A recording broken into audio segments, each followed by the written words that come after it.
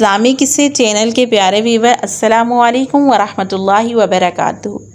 حضرت سارہ عراق کے شہر بابل میں پیدا ہوئی۔ آپ کے والد ماجد لاہیج تھے اور والدہ حضرت ابراہیم علیہ السلام کی خالہ تھی۔ آپ نے ابھی زندگی کی 36ویں بہار میں قدم رکھا تھا کہ آپ کی شادی حضرت ابراہیم سے ہو گئی اور آپ عمر کے آخری لمحے تک ان کی فرما بردار رہی۔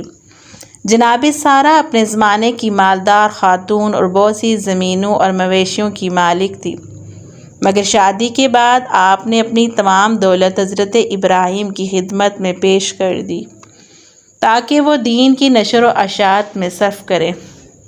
حضرت ابراہیم علیہ السلام نے بابل سے ہجرت کا ارادہ فرمایا اور پھر ایک دن اپنے اہل خانہ کے ساتھ حران نامی علاقے میں ہجرت کر پھر اللہ تعالیٰ نے آپ کو بیت المقدس جانے کا حکم فرمایا۔ اس وقت آپ کی عمر 75 سال تھی۔ بیت المقدس میں کچھ عرصہ قیام کے بعد آپ مصر ہجرت کر گئے۔ مصر میں اس وقت قبطیوں کی حکومت، یاد رہے کہ قبطیوں کے ہر بادشاہ کو فرعون کے لقب سے پکارا جاتا ہے۔ کچھ لوگ سمجھتے تھے کہ فرعون خاص اس بادشاہ کا نام ہے جو حضرت موسیٰ علیہ السلام کے زمانے میں تھا، جبکہ فرعون کسی بھی بادشاہ کا نام تاریخ میں نہیں رہا۔ فرعون ایک لقب ہے جو کہ قبطیوں کے تمام بادشاہوں کے لیے بولا جاتا تھا۔ اس وقت عمر بن امرۃ القیس وہاں کا فرعون یعنی بادشاہ تھا۔ راستے میں کچھ لوگوں نے کہا ہے حضرت ابراہیم علیہ السلام مصر کا بادشاہ بہت ظالم ہے اور وہ عورتوں کی خواہش بہت رکھتا ہے، بالخصوص نئی نویلی دلہنوں کا زیادہ شائق ہے اور بہت جلدی ان کی طرف مائل ہو جاتا ہے۔ راستے میں 10 آدمی متعین رہتے ہیں۔ جو کوئی مال و اسباب مصر لے جاتا ہے تو اس کو پکڑ کر اس سے اس کے مال کا مخصوص حصہ لے لیتا ہے، اور اگر کوئی سوداگر عورت کو ساتھ لے جاتا ہے تو وہ اس عورت کو بھی ان سے چھین لیتا ہے۔ یہ سن کر حضرت ابراہیم علیہ السلام بے حد پریشان ہوئے، کیونکہ وہ جانتے تھے کہ میری بیوی سارہ جیسا حسن اس پورے جہاں میں اس وقت نہیں ہے، لیکن خیر یہ ہجرت اللہ کے حکم سے تھی، اس لیے آپ نے سفر جاری رکھا۔ ادھر دوسری طرف فرعون مصر کو پہلے ہی اطلاع مل چکی تھی کہ ایک آدمی انتہائی خوبصورت لڑکی کے ساتھ مصر کی طرف رواں دواں ہے۔ چنانچہ اس نے پہلے ہی اپنی فوجی دستے کو حکم دے رکھا تھا کہ جیسے ہی یہ لوگ مصر کی حدود میں داخل ہوں ان کو میرے پاس لے آنا۔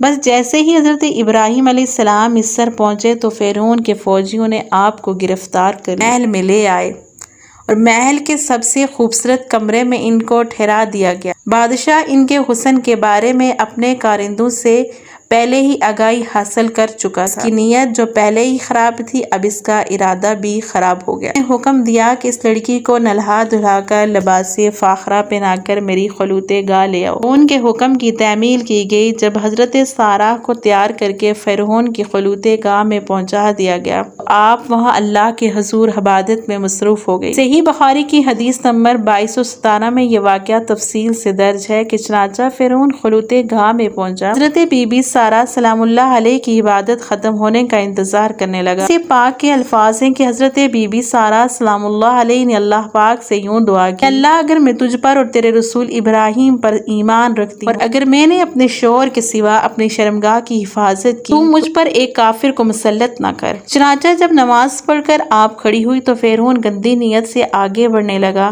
حضرت سارہ پیچھے ہٹنے لگی اور ٹھوکر کھا کر بستر میں جا گری۔ یہ دیکھ کر قبطیوں کا بادشاہ ہنس پڑا اور برہنہ ہونے لگا۔ بس اللہ کا عذاب شروع ہو گیا اور اس کے پاؤں زمین میں دھنسنے لگے۔ یہ دیکھ کر بادشاہ کانپنے لگا اور معافی مانگنے لگا تو سارہ سلام اللہ علیہ نے اللہ کے حضور دعا کی، ہے اللہ اگر یہ مر گیا تو لوگ کہیں گے سارہ نے مارا ہے۔ چنانچہ وہ پھر چھوٹ گیا۔ جیسے ہی زمین نے اس بادشاہ کو چھوڑا تو وہ دوبارہ سارہ سلام اللہ علیہ کی طرف بڑھا۔ چنانچہ وہ پھر سے تھر تھر کانپا اور اس کے پاؤں زمین میں دھنس گئے۔ بادشاہ پھر سے معافی مانگنے لگا تو سارہ سلام اللہ علیہ نے پھر وہی دعا کی، ہے اللہ اگر یہ مر گیا تو لوگ کہیں گے اسی نے مارا ہے۔ اب دوسری مرتبہ یا تیسری مرتبہ بھی وہ بادشاہ چھوڑ دیا گیا۔ آخر بادشاہ نے اپنے درباریوں کو بلایا اور کہنے لگا تم لوگوں نے میرے پاس غلط لڑکی کو بھیجا، یہ تو کوئی انسان نہیں ہے۔ چنانچہ اس نے اپنی بیٹی جو بعد میں حضرت حاجرہ سلام اللہ علیہ کے نام سے مشہور ہوئی، حضرت سارہ کے حوالے کر دیا اور کہنے لگا میں چاہتا ہوں یہ تمہاری کنیز بن کر رہے اور آپ جیسے ہی پاک باز بن جائے۔ پھر بہت ساری مال و دولت کے ساتھ بادشاہ نے اپنی بیٹی اور حضرت سارہ کو رخصت کیا۔ پھر حضرت سارہ حضرت ابراہیم کے پاس آئی اور سارا ماجرا سنایا۔ چنانچہ حضرت حاجرہ نے ابراہیمی گھرانے میں پوری تربیت حاصل 50 سال کی عمر میں، جبکہ آپ اولاد سے مایوس ہو رہے تھے، حضرت سارہ نے خود ان سے کہا آپ حضرت حاجرہ سے شادی کر لیں، اللہ پاک ان کے ذریعے ہم کو اولاد عطا کرے۔ چنانچہ ایسا ہوا۔ شادی کے بعد حضرت حاجرہ رضی اللہ تعالیٰ عنہ حاملہ ہو گئی اور ان کو خواب میں فرشتے نے بشارت دی کہ تو ایک بیٹا جنے گی، اس کا نام اسماعیل رکھنا، اور اللہ نے تیرا دکھ سن لیا۔ حضرت ابراہیم علیہ السلام کی عمر مبارک 100 برس اور آپ کی اہلیہ حضرت سارہ کی عمر 90 سال تھی جب ان کے ہاں حضرت اسحاق علیہ السلام پیدا ہوئے۔ ان دنوں حضرت ابراہیم علیہ السلام ملک شام میں رائج پذیر تھے، جبکہ بڑے صاحبزادے حضرت اسماعیل علیہ السلام مکہ مکرمہ میں اپنی والدہ حضرت حاجرہ کے ساتھ مقیم تھے۔ حضرت اسماعیل کی نسب سے عرب کے تمام قبائل وجود میں آئے۔ حضرت اسماعیل علیہ السلام کی اولاد میں خاتم النبیین حضرت محمد مصطفیٰ دنیا میں رونق افروز ہوئے، جبکہ حضرت اسحاق سے حضرت یعقوب پیدا ہوئے جنہیں اسرائیل بھی کہا جاتا ہے، اس لیے ان کی نسل کو بنی اسرائیل کہتے ہیں۔ حضرت بی بی سارہ سلام اللہ علیہ کا انتقال 127 برس کی عمر میں ہوا اور حضرت ابراہیم علیہ السلام نے ان کی تدفین کنعان کی بستی عبران میں کی۔